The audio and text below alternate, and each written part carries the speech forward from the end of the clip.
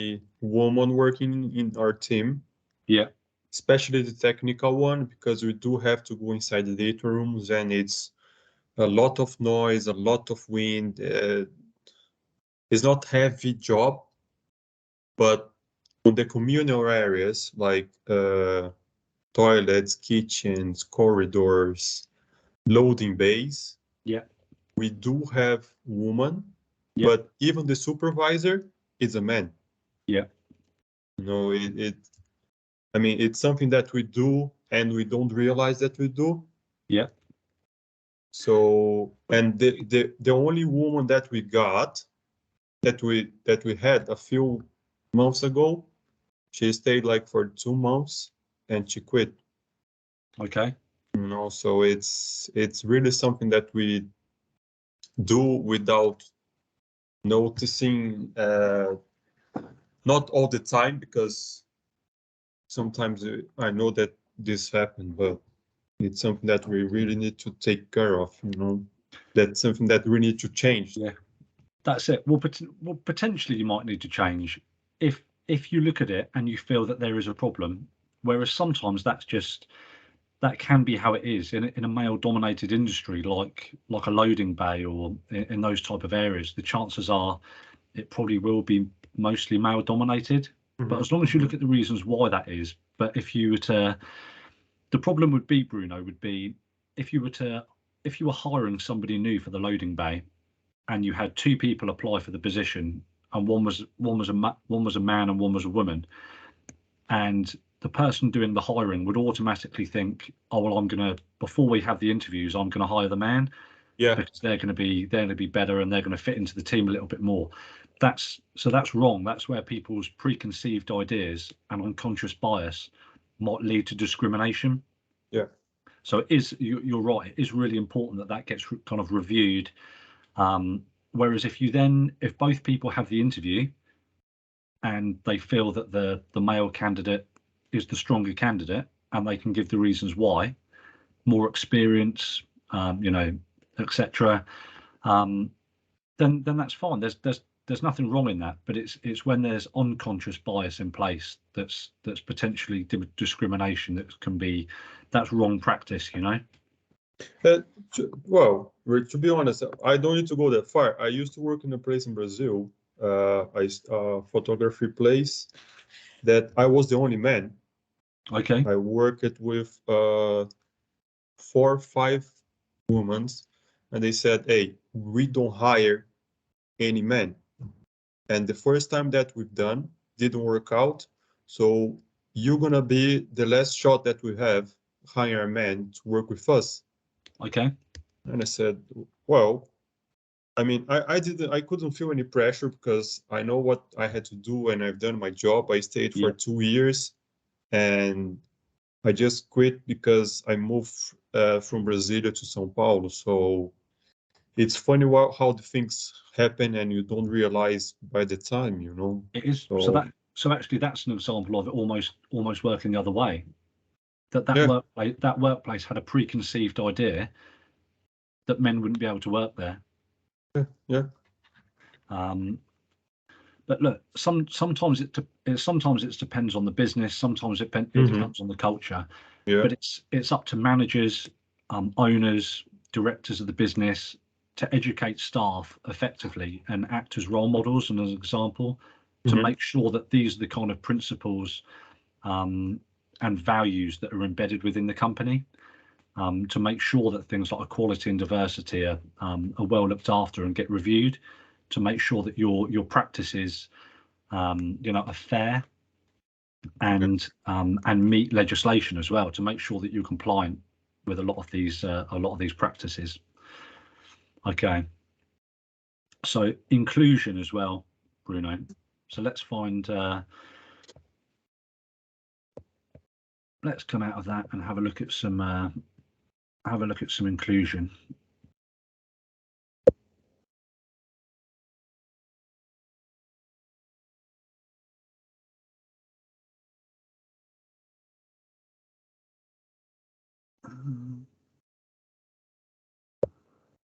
Best practice. Oh, okay.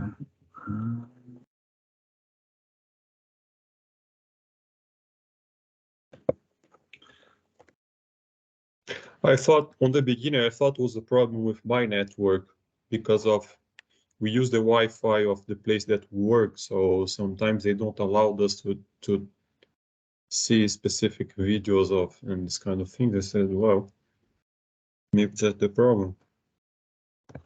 No, it will be the it will be Bud. But from okay. It'll be Bud. Yeah, that's okay. Okay, what I'm going to do, Bruno, I'm going to share my screen again. Okay. And we should be able to watch a short YouTube video that's based on equality, diversity, and inclusion. Okay. As well. Okay, so my advice is, whilst we watch it, have a think about how it's relevant to your workplace and your job role, and what do you do to make sure that these practices are present within your workplace as well. Okay. Let me know if you can hear it. Okay, Bruno. Yet we're not embracing inclusion at the same pace. We're all different, and our differences can generate various points of view and contribute to creativity and innovation. That's why at DuPont, we believe in embracing diverse talent, valuing each member of our team, and providing inclusive leadership. We can utilize our differences to better achieve our goals and objectives. We've made a lot of progress, yet we strive to go even further. There are still people working in environments where they feel as though they don't belong. We cannot all contribute ideas if women only hold 20% of seats in the boardrooms of top companies globally. Unconscious bias in the workplace is just that, unconscious. It occurs before we realize and negatively shapes our assessments of people, especially when it comes to decisions such as hiring, promoting and developing talent. Research shows that diverse, inclusive teams are not only more innovative, they're also more engaged and creative. 35% of diverse teams outperform less diverse teams, while diverse companies are 70% more likely to capture new markets. Due to its subtlety, unconscious bias leads to unintentional exclusion. But you have the ability to influence change right now. Open yourself up to new ways of doing things, to lead inclusively, and, for example, mentor someone who's different from you. Give an assignment to someone other than your normal go-to person. When promoting, think about who's made contributions that you've overlooked. Ask the shy or introverted employee for input during a meeting. Get to know someone different from you by asking them to lunch. Speak up when you hear an inappropriate or disrespectful comment said in your presence. Don't assume the answer. Ask questions to understand points of view that are different than yours. Monitor yourself and observe when your bias is getting in the way. So commit to being consciously inclusive. Respect differences. Be accountable and embrace possibilities. Imagine the impact you can have. One person. One gesture. One moment at a time. Okay. Okay. So that sums up in a nutshell what we've been discussing, Bruno.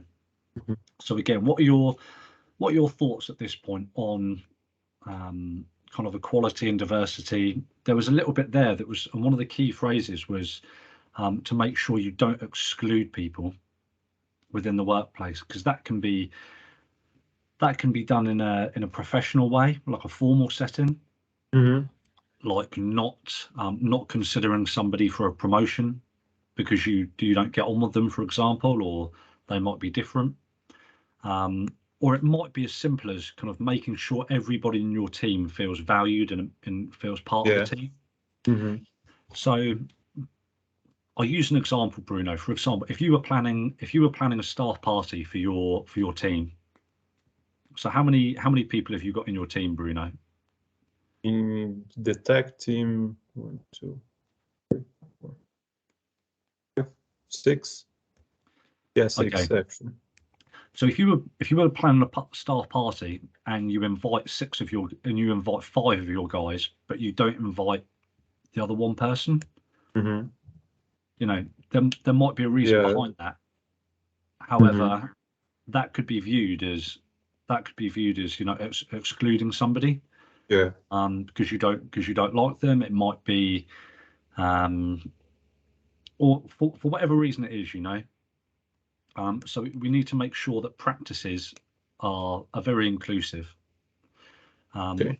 So my next question is, Bruno, what do you do, or what do you encourage your staff to do to make sure that you're actively creating an inclusive environment that's equal and fair?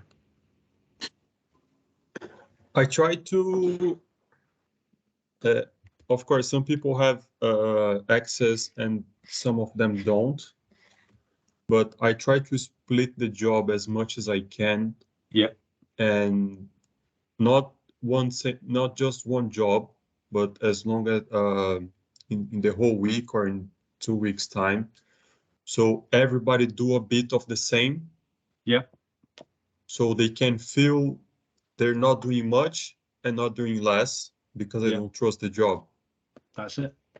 You know, so of course, sometimes I do ask some of my staff to do the hard parts because I trust more in the job that they do. Yeah.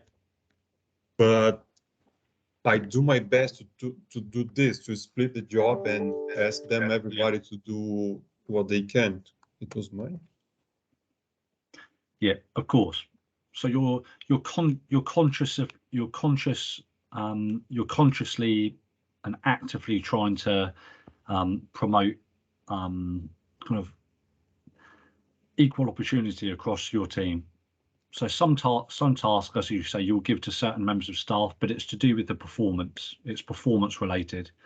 So they might be more experienced, or they might have more more experience of doing a certain task. But what you might then do is say to a member of staff that might have less experience, go with them, learn from them and how learn. to do it. Yeah.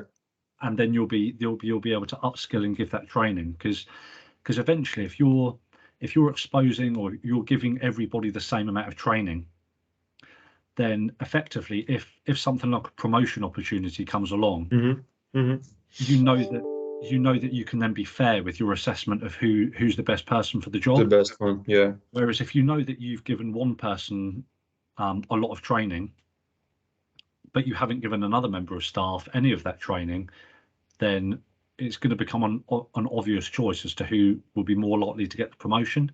But that's to do with your own practice as to how you've developed them, how you've coached them as a person. So that's a good example of how to create equal opportunity.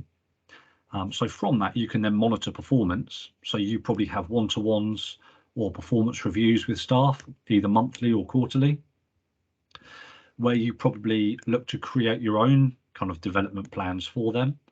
Yeah.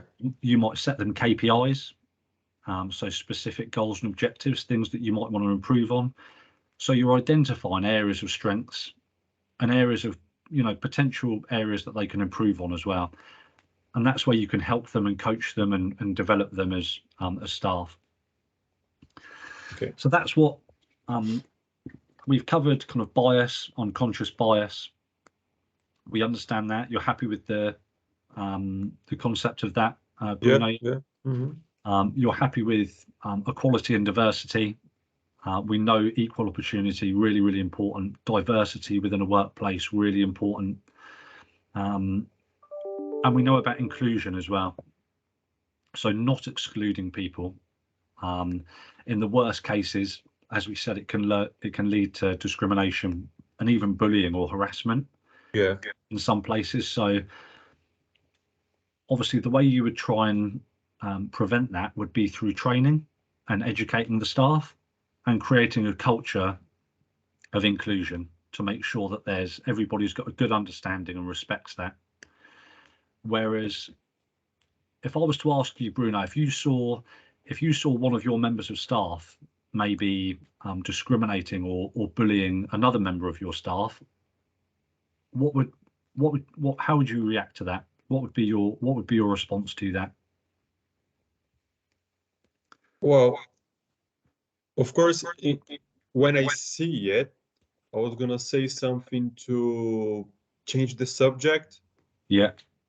And then after this, I would talk with him one by one, and it wasn't nice, and this kind of things, you know. That's it. So you can address it straight away, make sure that it doesn't happen again, and Yeah. importantly, find out maybe why.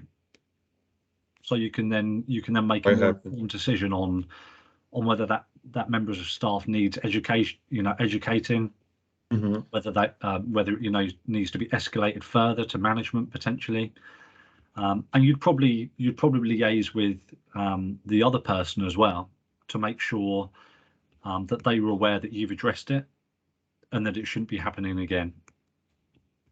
So it can be dealt with and addressed straight away. So you're making sure you're staying on top of it, which I'm sure you would do if that happened. Yeah.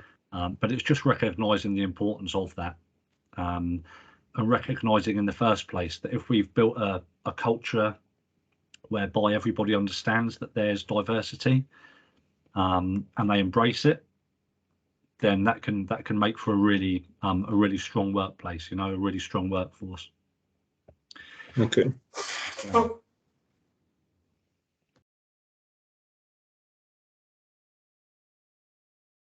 Okay, Bruno. So if we move back to our managing self-assignment, for example, we can look at some of these questions here. So question number 1 is, what is self-awareness? So what do you consider self-awareness to be, Bruno?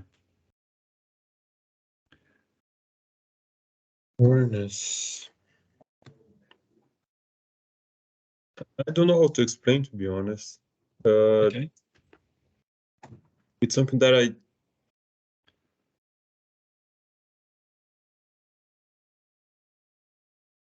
that's something that I'm capable to do it. Yeah. Doesn't matter how to do it, but I know that I'm capable to do it. Okay. So it's basically, so part of self-awareness can be knowing what your own strengths and weaknesses are. It can be kind of knowing who you are, where you fit into a team dynamic, where you fit into a workplace. It's kind of being conscious of who you are and how you fit in as well, potentially.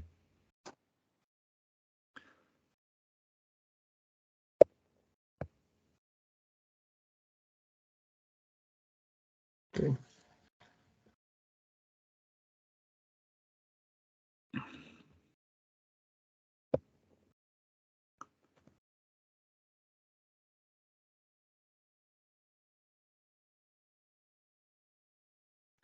Okay, so the next question would be, what tools can we use to become more self-aware?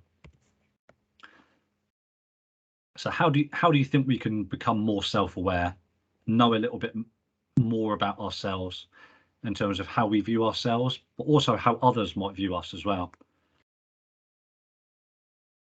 So I'll give you an example. So you've probably done one in your SWOT analysis.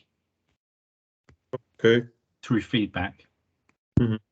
So feedback is a really useful tool in becoming more self-aware. I think communication, it's important. Yeah. Anyway, so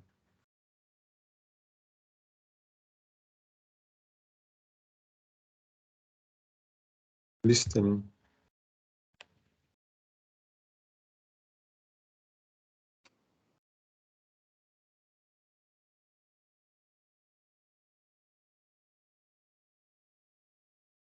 Okay. Okay, so feedback can be a really useful tool because you can ask a manager for feedback and they might give you more performance-based feedback on how they view how you're doing your job, which is why the 360 SWOT is interesting, because you get the feedback from a manager perspective, and you might then also ask a member of staff, so a team, somebody that you manage, and they will give you feedback as well. But they're obviously having a very different perspective of how you might be as a manager, or they might have the same perspective as your manager feedback as well. but it allows you to gain feedback on how you're viewed as other people, potentially. So from that, you can use that to become more self-aware. Okay. So you might think, oh, so maybe I need to improve in this area. Maybe I need to, because if I've got feedback from a manager and from a member of staff,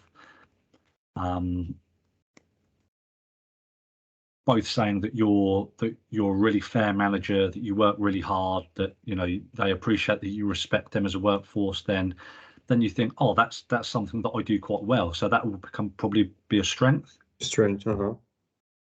So it allows you to identify strengths. It allows you to identify areas of potential weakness or areas that you can work on that you may or may not be aware of. So the chances are you probably know your strengths, where your strengths lie, what you're good at. Whereas due to feedback and how other people see you, it might also allow you to learn a little bit something or learn something new about yourself. For me, yeah. Because it might be something that you're not aware of, but that somebody else can see in you. And again, that could be a positive thing, that could be potential. So a manager might come to you and say, Bruno, we're going to put you up for a promotion because actually we think that you'd be really good in this area that you might not have considered before, but your skill set or character or personality might lend itself. So with a little bit of training, you can develop, Improve, yeah, and improve. Exactly that. So the question, what tools can you use to become more self-aware? So I would say probably self-reflection and asking for feedback from managers, from staff.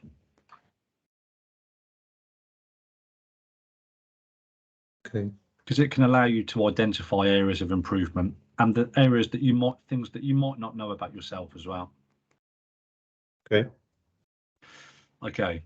Next question is, what is unconscious bias? So we can use the resource that we looked at today. So what is unconscious bias? So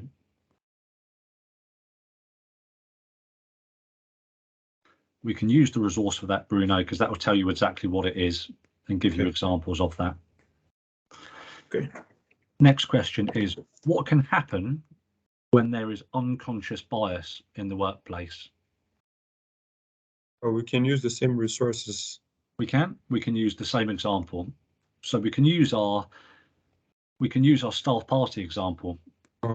So what would happen as a result of that? If you were to invite 5 people to a party and not invite the other one person in the team, how do you think that would make that one person feel? Okay. Probably not good. Probably not good, yeah. Probably not good. And they might ask, why have I not been invited to this? But also it might be awkward for the rest of the team as well. So for those other 5 people that you've invited, they might be thinking, oh well, why has this person not been invited? That's not fair. So that could highlight a problem of unconscious bias or exclusion.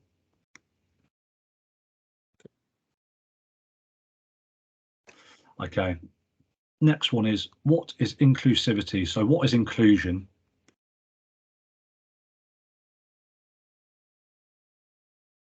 Oh, that's all part what we That's saw. It.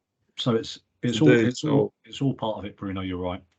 So it's making sure that there's an inclusive culture where everybody feels valued, everybody feels part of the team, and importantly, everybody's given the same equal opportunity and treated fairly and with respect.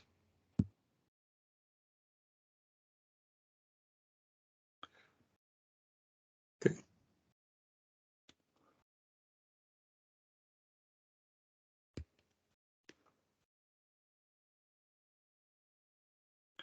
Okay. And the last question from that section, Bruno, will be, in what ways have you promoted inclusivity within your workplace? So this could be training to staff to educate them. It might be for giving opportunities as well. That's it.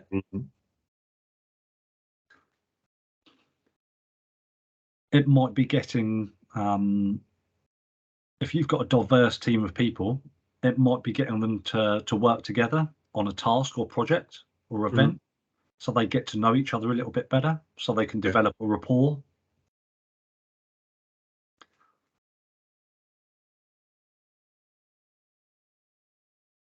Okay. Or it could be something fun and positive. So we can use the party example again, but we include everybody. To include everybody, yeah. That's it. So you can arrange for your team to go for drinks after work, or to arrange a Christmas party for the staff. So everybody's involved, everybody feels good, everybody feels valued. So you're actively promoting it within the workplace. Okay. Next one down, Bruno, will be, how do you plan your daily activities?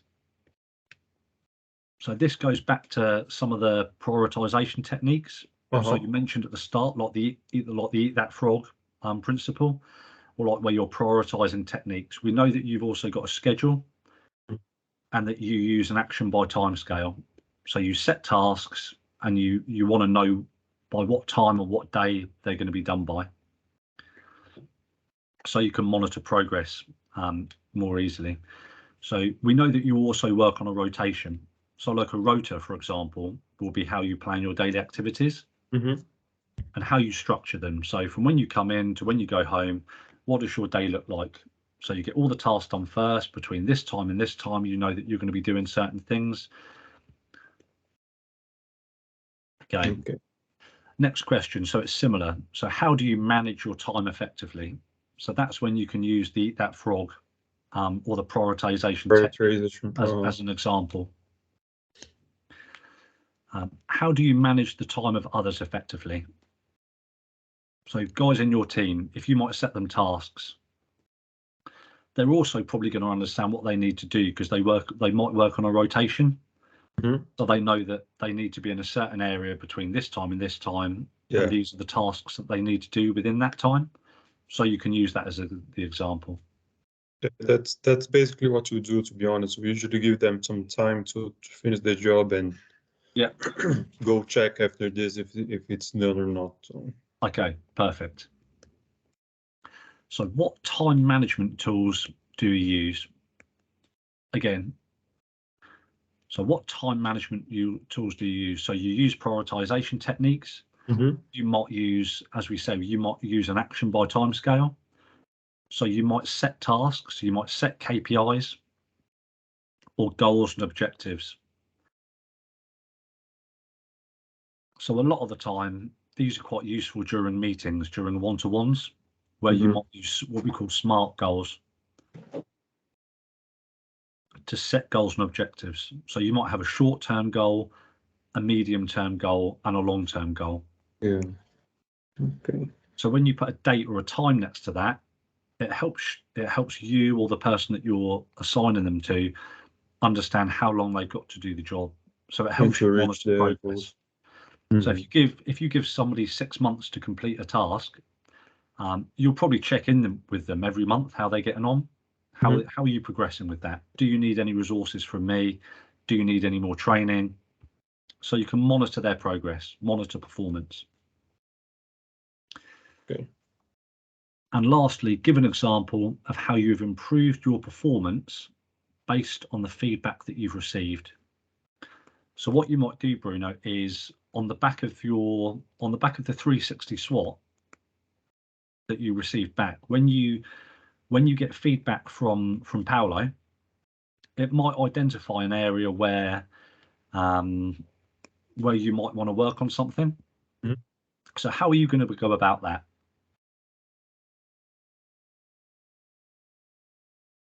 You might read an article on it. You might look at resources like we're doing now to improve your understanding. If it's a particular task, you might ask for more training on it. Yeah.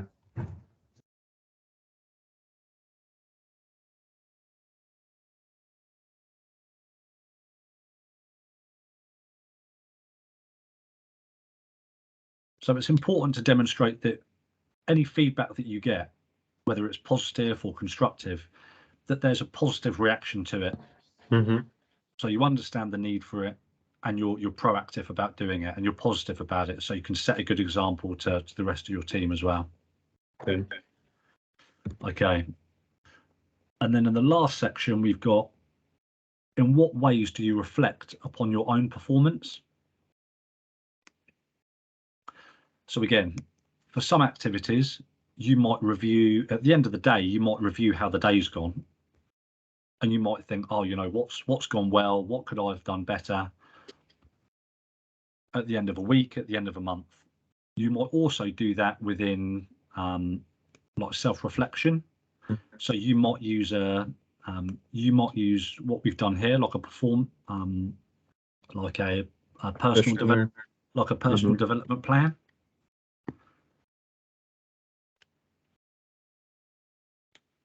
And again, you might ask for feedback as well from staff and from managers.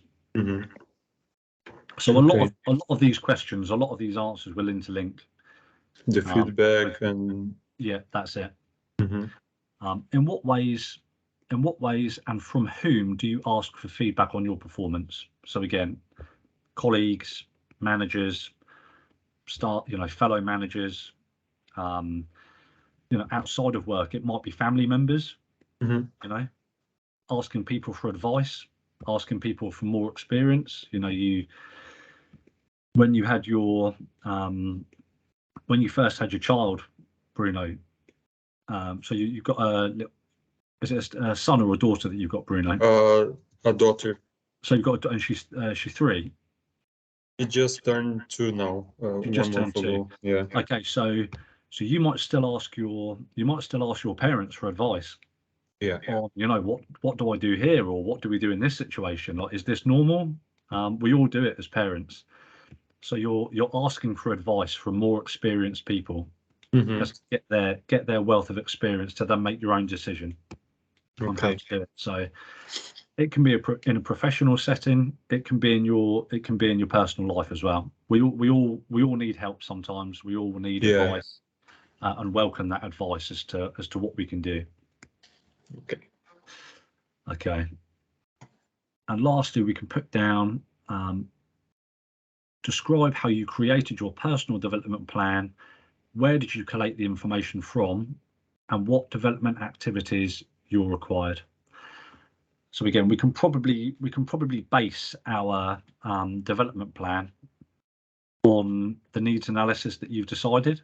So areas that we feel we want to improve on and focus on. So I think one we said was kind of the functional skills, like the maths and English. Yeah. That we want to try and improve on. So as a result, that was, where did you collate the information from? Well, we collated the information based on a discussion that we had during the initial discussion. So we identified that was a need. And what we're going to do about it is we're going to do practice papers. We're going to do teaching and learning sessions. Okay. There we go. Your personal development plan, as we said at the start of the session. So when you ask Paolo for feedback on the SWOT analysis, based on the feedback that Paolo gives you, you might then want to update your personal development plan based on that feedback as well, because that will allow further goal setting as well. So actually, it's not a static thing like a development plan.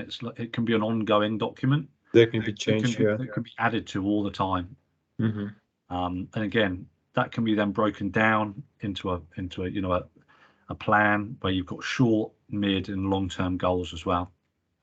So it can help you. It can help you in that way. But that's the whole assignment, Bruno. So there's nothing here that we've not been through. So are you happy with the content of that assignment and the questions that are there? I think you'll be able to answer those. Yeah, it should be comfortably. Fine. You can use what we've done today. You can use the resources that we've put on today, so the ones about bias and inclusion. You can also go back and use the resources from session number 1. Okay. On time management and prioritization techniques and things like that. So you can use those as well. Excellent.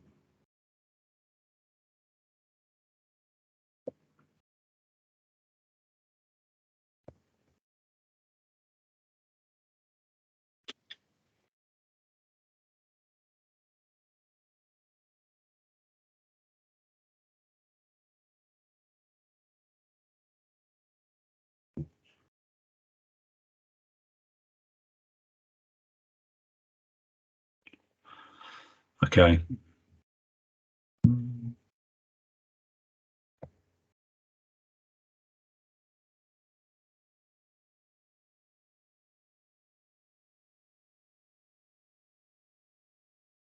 Okay, so we've done what have we done? We've done just over an hour, Bruno. Did you want to take a 5-minute break at all? It's up to you, to be honest. I don't mind if you want to keep going. Okay. Okay, I'd say let's keep going if you're happy to do that. Okay, okay. So that assignment that'll be something that I'll set for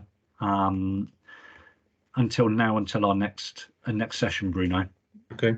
So I'll redo the date for that, and you can use the resources accordingly. Excellent.